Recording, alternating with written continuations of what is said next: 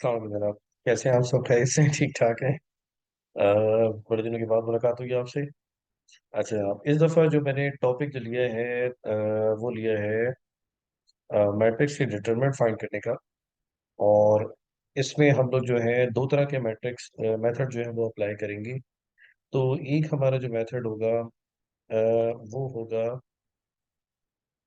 Determinants method. Determinant. आप ये सोच रहे होंगे कि मैं डिटर्मिनेंट ही कर रहा हूँ, लेकिन डिटर्मिनेंट मेथड से कर रहा हूँ। बहुत अजीब बात है। अच्छा, दूसरा जो मेथड है, असल में टेक्निक्स हैं इनके, कोई नाम तो है नहीं, लेकिन बहरहाल ये है कि मैंने तो डिटरमिनेंट से किया। दूसरा जो मेथड है जनाब, वो है डायगोनल्स मेथड। तो दूसरा जो है वो मैं डायगोनल मेथड से सॉल्व करेंगे। तो इन दोनों मेथड को रिव्यू करते हैं। जो डायगोनल मेथड है, अगर 4x4 का मैट्रिक्स हो तो बड़े आराम से आप फाइंड कर सकते हैं, लेकिन अगर ज्यादा का भी होगा, 5x5 का भी होगा, तो भी आप कर सकते हैं। लेकिन ये जो डिटरमिनेंट जिसमें होते हैं ना बहुत सारे, तो इसको जब आप फाइंड करते हैं तो 3x3 तक तो ये अच्छा लगता है, लेकिन जब आप 4x4 पे जाना शुरू हो जाएंगे तो फिर ये बहुत ज्यादा डिफिकल्ट हो जाएगा। यानी कि डिफिकल्ट नहीं हो जाएगा, लेंथी हो जाएगा, बहुत ज्यादा लेंथी हो जाएगा। जबकि ये जो डिटरमिनेंट वाला डायगोनल वाला जो मैट्रिक्स है, जो मेथड है, वो फिर भी ठीक है, एक्सेप्टेबल है। बहरहाल क्योंकि मेथड फाइंड करना, मेथड सीखना है, तो मेथड एक बेसिक सी एग्जाम्पल से सीखते हैं। 3x3 का जो है एक मैट्रिक्स है। लेकिन अगर 3x3 से अगर आप 2x2 के मैट्रिक्स भी फाइंड करें तो भी वो 3x3 के अंदर ही कवर हो जाता है। देखिए कैसे मैं आपको बताता हूँ। आपने फाइंड करना डिटरमिनेंट, सबसे पहले आप इसके लिखें नोटेशन। नोटेशन में मैंने लिखा ए, और साथ मैंने ये दो लाइन जिसकी बनाई है रिप्रेजेंट करती हैं कि ये डिटरमिनेंट फाइंड हो रहा है। अब आप इसको लिख लें। 5 2 3 -1 0 1 2 0 2, ये हमने मैट्रिक्स लिख लिया। हम सबसे पहले फाइंड करने जा रहे हैं मेथड वन से। ठीक है, तो हम फाइंड करने जा रहे हैं सोल्यूशन मेथड वन से। मेथड वन में हमने कहा था कि डिटर्मिनेंट फाइंड करने में बाय यूजिंग डिटर्मिनेंट मेथड। तो इसका नाम डिटर्मिनेंट मेथड, क्योंकि इसमें डिटर्मिनेंट यूज होते हैं, इस वजह से डिटर्मिनेंट मेथड है। 2x2 का डिटर्मिनेंट भी मैं आपको बताऊंगा। तो determinant of E is equals to, इसमें हम कुछ ऐसा करते हैं कि कुछ वैल्यू को हमें ना हाइड करना पड़ता है। हमें कुछ वैल्यू को हाइड करना पड़ता है।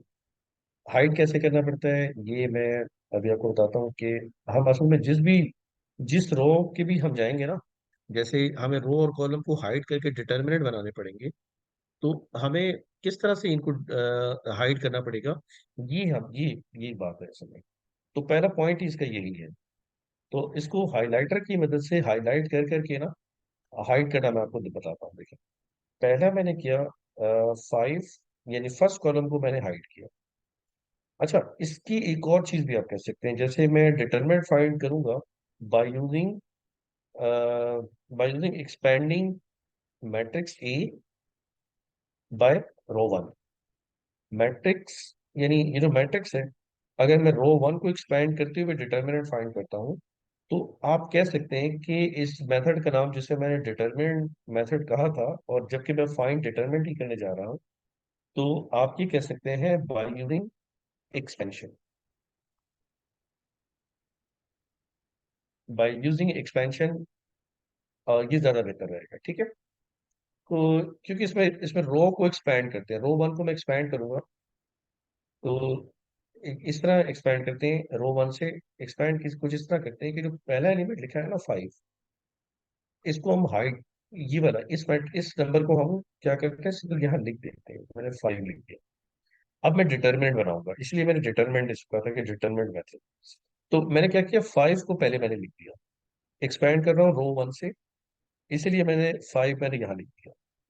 अब ये जो आपको जो हाइलाइटर से हाइलाइटेड वैल्यूज मिल रही है ना, हाइलाइटेड वैल्यू जो मिल रही है, समझ लें कि हाइड है। यहाँ लिखा हुआ ये नहीं है, जीरो। तो जो लिखा हुआ है वो क्या है, 0 1 0 2। जो हाइलाइटेड वैल्यूज है वो इसमें नहीं है। ठीक है, अब मैं लिखूंगा माइनस, फिर मैं लिख रहा हूँ सेकंड एलिमेंट, जो मुझे अब जो दूसरा जो कॉलम है उसको मुझे हाइड करना है। जब दूसरे वाले कॉलम को जब मैं हाइड करूंगा, तो फिर ये जो पूरा जो कॉलम है वो हाइड हो जाएगा, यानी दूसरा कॉलम हाइड हो जाएगा, और इससे एडजेसेंट जो रो है वो भी हाइड हो जाएगी। तो जो एलिमेंट मैं ले रहा हूँ वो है 2, इसलिए मैंने लिखा है यहाँ पे 2। और माइनस जो मैंने लिखा है, ये फॉर्मूला आप समझ लें, फॉर्मूले का माइनस है, यानी पहले यहाँ प्लस होता है, फिर यहाँ माइनस होता है, और आखिरी वाले थर्ड जो कॉलम जब यूज होगा तो वहां प्लस आएगा। ठीक है, इस वक्त हम इसकी बात कर लेते हैं, फिर जो आगे की बात होगी वो वहीं पे डिस्कस कर लेंगे। तो मैंने यहाँ लिखा है 2। अब जो हाईलाइटेड जो एरिया है उसको मैंने क्या कर दिया है, वो हाइड कर दिया है। तो जो अनहाइलाइटेड है वो क्या है, 1, 1, 2, 2। यहाँ मैंने इसको भी क्लोज कर दिया, यानी ये डिटरमिनेंट मैंने बना दिया है। उसके बाद अब मैं लिखूंगा प्लस का 3। देखिए मैंने कहा था कि पहले प्लस लिखेंगे, फिर माइनस लिखेंगे, फिर प्लस लिखेंगे। और अब मैं थर्ड जो मेरे पास जो कॉलम है उसको मैं हाइड करूंगा। तो थर्ड कॉलम को जब हाइड करेंगे तो इसको मैं हाईलाइट कर दूं, इस तरह से मैंने हाईलाइट कर दिया इसको। अब ये थर्ड जो कॉलम है, उसका जो लीडिंग, अगर लीडिंग एलिमेंट समझ लें तो ये 3 आएगा। तो यहाँ पे मैंने लिखा third column, third third determinant, तीसरा डिटर्मिनेंट बनाना चाह रहा हूँ। तो हाइट हाइट तो एरिया मेरा एरिया तो कितना बचेगा, माइनस का 1, 0, 2, 0। ये मैंने यहाँ से इसको डिटरमिनेंट मैंने क्लोज कर दिया। ठीक है, डिटरमिनेंट बना दिया। Determinant of A is equal to 5। अब हमें डिटरमिनेंट फाइंड करने हैं। अब मैं फॉर एग्जाम्पल इसको 0 से, जब ये अच्छा एक चीज और मैं बताऊँ, देखिए मैं आपको एक और चीज बताता हूँ। अगर फॉर एग्जाम्पल यहाँ एक एंट्री है A11, A12, A21, A22, इसका मतलब ये है कि जो पैरेलल एलिमेंट है ये A11 है। मैं आपको इस वक्त बताने जा रहा हूँ, ये प्रिंसिपल डायगोनल कहलाता है। इसे हम प्रिंसिपल डायगोनल या फिर प्राइमरी डायगोनल कहते हैं। ठीक है, इसके अगेंस्ट जो डायगोनल है वो ये वाला डायगोनल है। इस डायगोनल को हम कहते हैं ये सेकेंडरी डायगोनल, ये हमारा क्या है, सेकेंडरी डायगोनल। और पहले वाला कौन सा था, प्राइमरी डायगोनल। तो अब हुआ क्या है कि ये जो 0 और 2 आपको नजर आ रहा है, हम इनको मल्टीप्लाई करते हैं आपस में। जैसे कि 2 को 0 से अगर मैं मल्टीप्लाई करूं तो वैल्यू कितनी आएगी मेरे पास, 0। तो सबसे पहले स्टार्ट ही हम प्राइमरी डायगोनल से मल्टीप्लाई करना करते हैं। तो प्राइमरी डायगोनल में 2 × 0 आपके पास 0 आ जाएगा, फिर 0 × 1 भी 0 आएगा। लेकिन आप जब भी कभी प्राइमरी डायगोनल से सेकेंडरी डायगोनल पे जब आप मल्टीप्लाई करना करते हैं, स्टार्ट करते हैं, तो पहले आपको माइनस अप्लाई करना होता है। फिर 0 × 1 करेंगे तो आपके पास आंसर क्या आएगा, 0। माइनस का 2, अगेन आप प्राइमरी डायगोनल, ये जो प्राइमरी डायगोनल है उससे मल्टीप्लाई पहले करते हैं। तो 2 × -1 कितना आएगा, -2।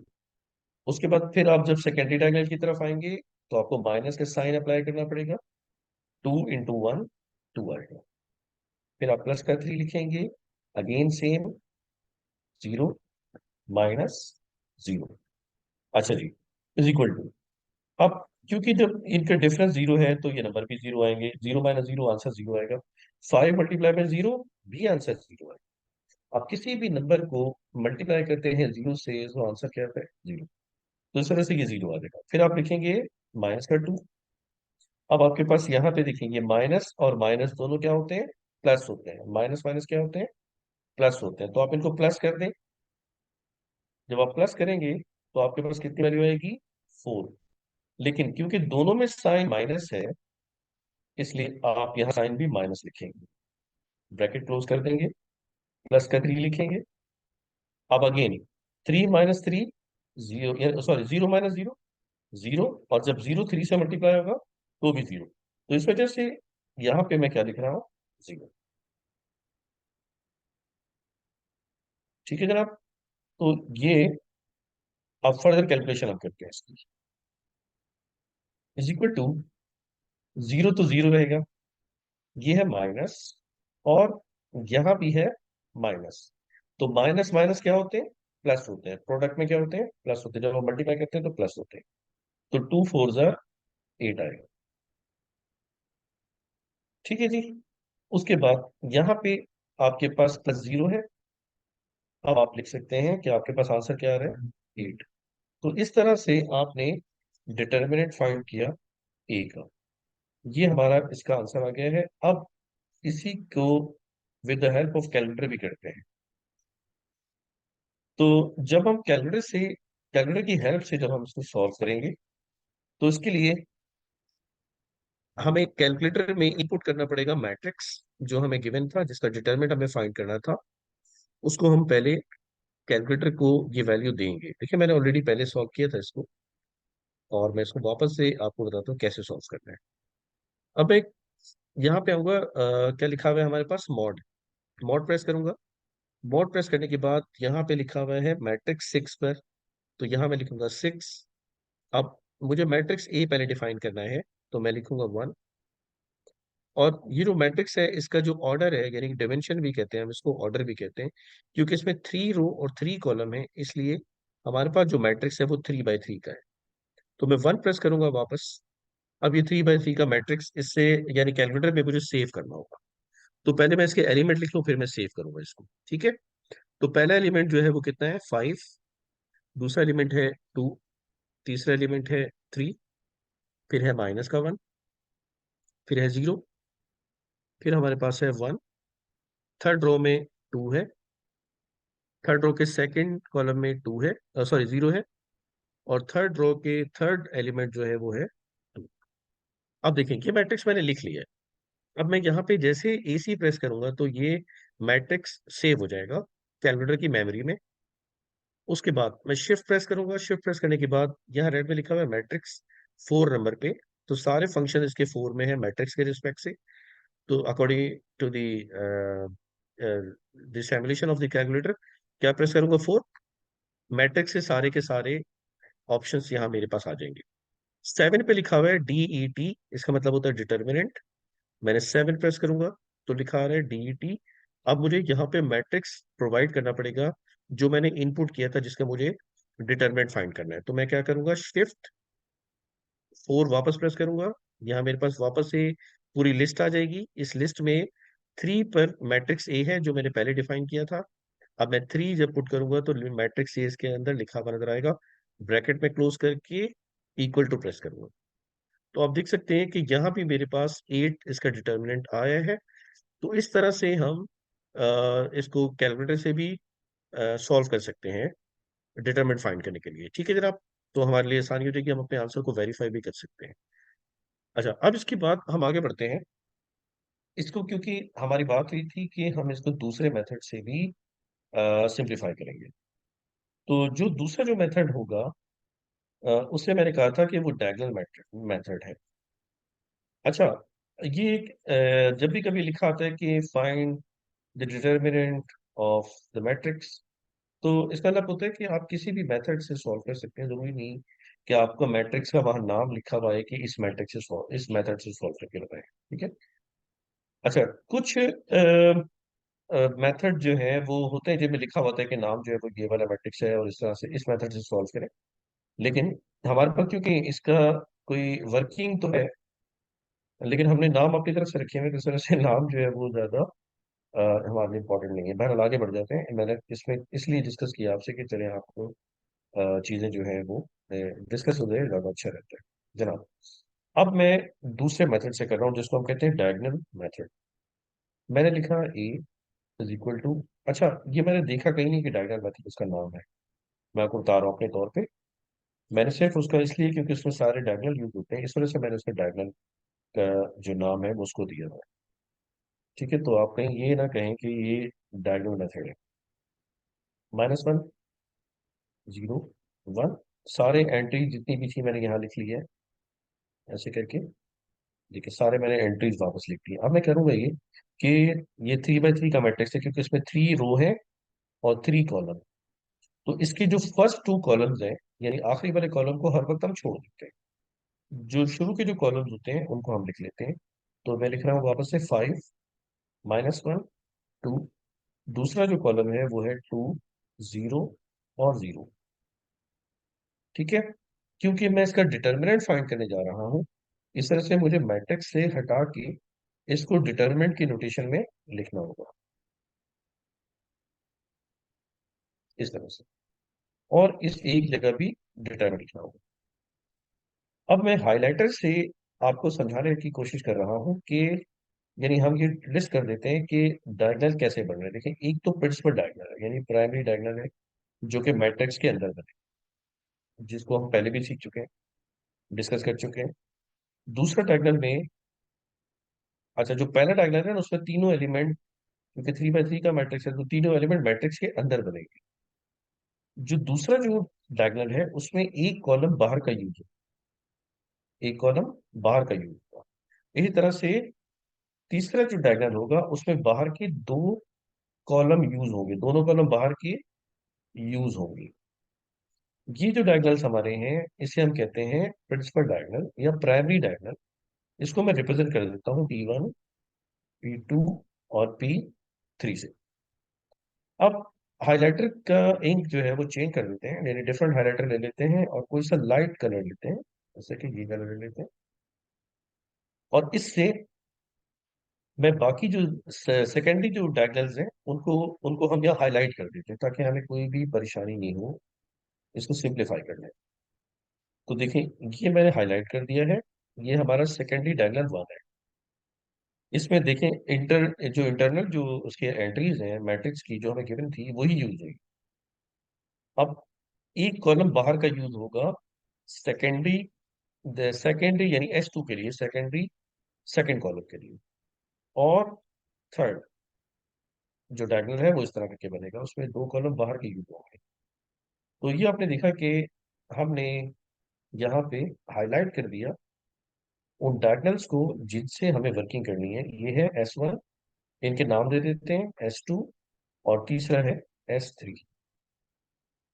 अब ये डिटरमिनेंट फाइंड करने के लिए हम करेंगे ये कि इनका प्रोडक्ट करेंगे। ये जो डायगोनल्स में, जैसे प्रिंसिपल प्राइमरी डायगोनल्स हैं, इनके जो एलिमेंट हैं, इनको हम क्या करेंगे, मल्टीप्लाई करेंगे, और फिर हर एक को ऐड करेंगे। यानी मैं क्या कहने जा रहा हूँ, मैं ये कहने जा रहा हूँ कि 5 0 मल्टीप्लाई बाई 2, ये हमारा एक P1 है।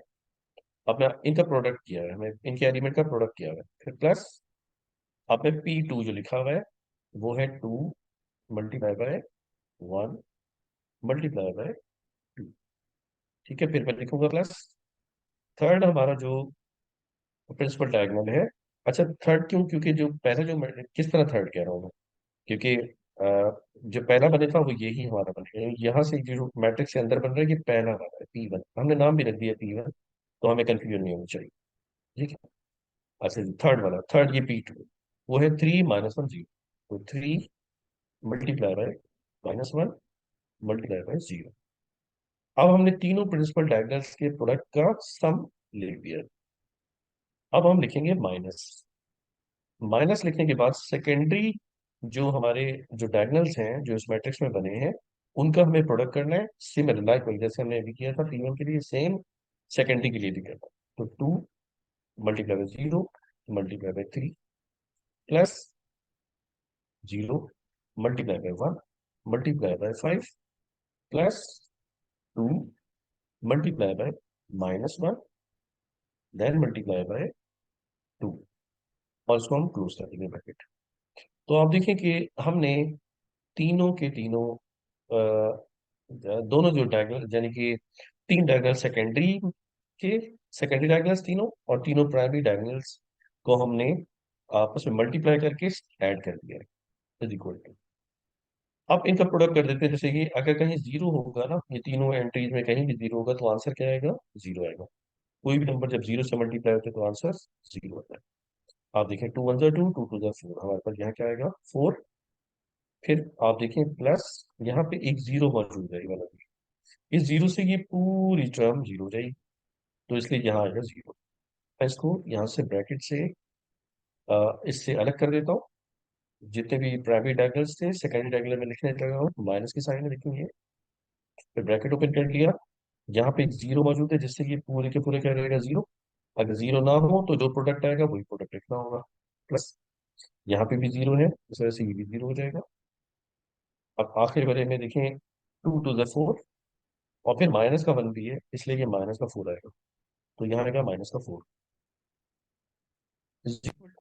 4 में जीरो जीरो ऐड करें, आपके पास आंसर 4 आएगा। यहाँ माइनस मौजूद है, आप लिखें माइनस, और बाहर ये, इन सबको जब आप सिंप्लीफाई करेंगे ना, तो आपके पास आंसर आएगा -का 4। ठीक है। इसके बाद अब आप सिंप्लीफाई करें, बस इसको 4 माइनस माइनस प्लस हो जाएगा, और यहाँ 4 आ जाएगा, तो आंसर आपके पास कितना आ जाएगा? 8। तो इस तरह से आपने डिटर्मिनेंट को दोनों मेथड से, यानी diagonals with the help of diagonals, with the help of determinant से ओवरऑल डिटर्मिनेंट फाइंड कर लिया आपने किसी भी मैट्रिक्स का। और आपको अंदाजा हुआ कि आपने कैलकुलेटर भी यूज किया इसके अंदर, तो आप अपने आंसर को वेरीफाई भी कर सकते हैं। मुझे ये उम्मीद है कि दो आंसर आपको समझ आए होंगे। अब हम आगे बढ़ते हैं। अगर मैट्रिक्स का ऑर्डर ज्यादा बड़ा है, जैसे कि 4 बाई 4 है, अब अगर आप डायगोनल में यूज करेंगे ना, वो ज्यादा आसान रहेगा।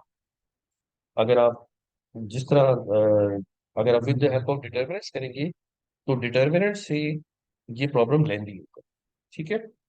तो अब आप इसको किस तरह से करते हैं कि मैं आपको एक क्वेश्चन दिए जा रहा हूँ, डिटर्मिनेंट से ये मुश्किल होगा। मैं इसे कहता हूँ कि आप डायगोनल से इसको सॉल्व करें। अगर डायगोनल से हम इसे सॉल्व करेंगे, तो फिर आपको बाहर एक कम वैल्यू, यानी कि ये 4 कॉलम है ना, 4 कॉलम है, इन 4 कॉलम में से आप आखिरी वाला कॉलम नहीं लिखेंगे, और 3 इसके कॉलम बाहर लिख देंगे। तो हम 3 कॉलम बाहर लिख देते हैं, और इसको मैं ब्लैक उससे शो कर देता हूँ। देखिए, 2, 3, 4, 5, ये मैंने लिख दिया एक कॉलम। जो फर्स्ट कॉलम था, सेकंड कॉलम लिखने लगाओ, ये सेकंड कॉलम है। 1, 2, 3, 4। अच्छा जी, अब मैं लिखने जा रहा हूँ थर्ड कॉलम। ये थर्ड कॉलम है, क्योंकि हमारी बात हुई थी कि एक कॉलम कम लिखते हैं, जो बाहर हम कॉलम लिखेंगे ना, एक कॉलम कम लिखते हैं। 5, 6, 7, 8, ये मैंने लिख दिया। अब आपको आइडेंटिफाई करना होगा कि प्रिंसिपल डायगोनल्स कौन से वाले हैं। तो प्रिंसिपल डायगोनल्स, सबसे पहला जो डायगोनल बनता है वो उसके मैट्रिक्स के अंदर बनता है। दूसरा जो डायगोनल बनेगा, उसमें से एक कॉलम बाहर से लेना पड़ेगा। तीसरा जो डायगोनल बनेगा, उसमें 2 कॉलम बाहर के लेने। चौथा जो कॉलम बनेगा, उसमें 3 कॉलम आपको बाहर से लेने पड़ेगा। ठीक है।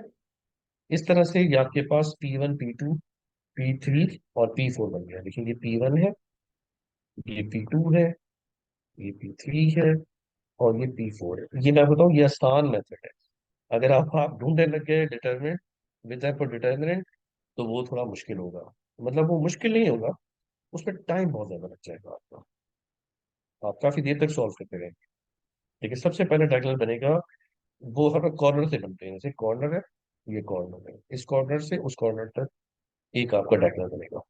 तो ये देखें, तो ये बना इस तरह से बनेगा, ऐसे इस तरह से। ये आपके पास एक सेकेंडरी डायगोनल बन गया है। दूसरा सेकेंडरी डायगोनल बनाएंगे आप, एक कॉलम बाहर का यूज होगा। ठीक है। थर्ड सेकेंडरी बनाएंगे, तो 2 कॉलम बाहर के यूज होंगे। इस तरह करके 2 कॉलम बाहर के यूज होंगे। और फोर्थ जब आप बनाएंगे, तो एक, सॉरी, तीनों कॉलम बाहर के यूज होंगे। तीनों कॉलम बाहर के यूज होंगे, और एक इंटरनल कॉलम होगा। तो अब आपके पास ये जो बन जाएंगे, उसमें आप इसको लेबल कर दें। ये आपका S1 आ गया, ये आपका S2 आ गया, ये आपका S3 आ गया, और ये आपका S4 आ गया। अब आप डिटरमिनेंट जब फाइंड करेंगे, तो इसमें नोटेशन मैंने देखिए चेंज नहीं की। तो एक मिनट, मैं इसकी नोटेशन भी चेक कर रहा हूँ। नोटेशन सही करने के लिए हो जाएगी, कर देते हैं। क्योंकि इरेजर जब आएगा, तो फिर वो सब का सब कहीं इरेज ना हो जाए। यहाँ से कर लेता हूँ, ये मैं कर दूँ, ठीक है। अच्छा जनाब, इसको मैं यहाँ से ऐसे पूछ लेता हूँ। नोटेशन क्योंकि इंपॉर्टेंट होती है मैथमेटिक्स में। नोटेशन बहुत इंपॉर्टेंट होती है स्टूडेंट्स, क्योंकि देखिए, नोटेशन एक्चुअली तो ये है कि फॉर एग्जाम्पल आपके नाम में है, अगर आपके नाम ही सही नहीं लिखे होंगे, तो फिर आपको कौन कैसे पहचाने। इसलिए मैथमेटिक्स में भी नोटेशन इंपॉर्टेंट होती है। अच्छा जी, अब आपने क्या करना है, P1 प्लस P2 प्रोडक्ट करना है, याद रखिएगा, प्लस, सॉरी, P3 और प्लस P4, इन सबको प्लस करना है आपने। यहाँ ब्रैकेट आ जाएगा आपके पास, आप माइनस लगाएंगे, और जितने भी एस है, सॉरी, जितने भी सेकेंडरी कॉलम्स हैं, उन सब के प्रोडक्ट को ऐड करना है, सबके प्रोडक्ट को ऐड करना है। ठीक है जी, तो इस तरह से ये आपके पास कॉलम्स आएंगे। अगर आप कहें तो मैं एक आपको लिख के दिखा देता हूँ। फॉर एग्जाम्पल जैसे मैं लिखता हूँ P1, मैं यहाँ पे P1 कर देता हूँ, P1 is equal to product of primary diagonal one. तो ये आपके पास है 2 multiply by 2 multiply by 7 multiply by 12, इस तरह से आएगा। फिर आप P2 करेंगे, P2 में आपके पास 1 6 11 और 5 है, 1 6 11 और 5 है। इसके बाद अब आपके पास P3 है, तो P3 में आपके पास है 5 10 4 4 है, 5 10 4 4 है। इस तरह से P4 में आपके पास है 9 3 3 8, 9 3 3 8। ठीक है, एक बार फिर वेरीफाई कर लीजिएगा, लिखने में मिस्टेक हो जाती है क्योंकि बड़ा ये मैट्रिक्स है 4x4 का, और हम मैनुअली कर रहे हैं। 2 2 7 12, 2 2 7 12, 1 6 11 5, 1 6 11 5, ठीक है। 5 10 4 4, 5 10 4 4, और 9 3 3 8, 9 3, ठीक है सर आप। और S1 को भी इसी तरह से आप लीजिएगा, ठीक है। तो फिर देखें क्या आपके पास आंसर आपका है। ठीक है, जो भी आंसर है आप मुझे कमेंट्स में बताइएगा, और अपनी वीडियो को हम यहीं पे एंड करते हैं। कोई भी आपका क्वेश्चन हो आप कमेंट्स में जरूर पूछा करें, और समझ आया है अच्छे तरीके से तो आप बताया करें कि आपको समझ आया है। ठीक है, बहुत बहुत शुक्रिया आपका। अस्सलाम वालेकुम, इंशाल्लाह मुलाकात होती है। अल्लाह हाफिज।